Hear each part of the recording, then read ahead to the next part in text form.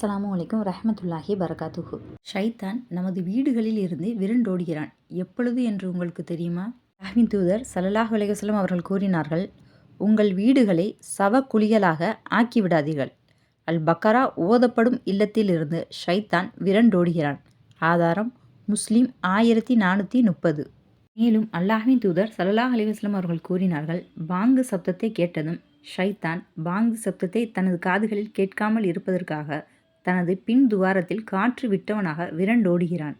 பாங்கு சொல்லி முடிந்ததும் மீண்டும் திரும்பி வருகிறான். பிறகு இக்காமத் சொல்லப்பட்டதும் மீண்டும் விரண்டோடுகிறான். இக்காமத் சொல்லி முடித்ததும் மீண்டும் திரும்பி வருகிறான். மேலும் அல்லாஹ்வின் தூதர் ஸல்லல்லாஹு அலைஹி வஸல்லம் அவர்கள் கூறினார்கள், ஒருவர் தமது வீட்டிற்கு நுழையும் போதும் உண்ணும் போதும் பருகும் போதும் அல்லாஹ்வை நினைவு கூறாவிட்டால் அன்று ஷைத்தான் தன் கூட்டத்தாரிடம் சொல்கிறான், இன்றைய இரவில் உங்களுக்கு இங்கே உணவும் தங்குமிடமும் உண்டு என்று கூறுகிறான்.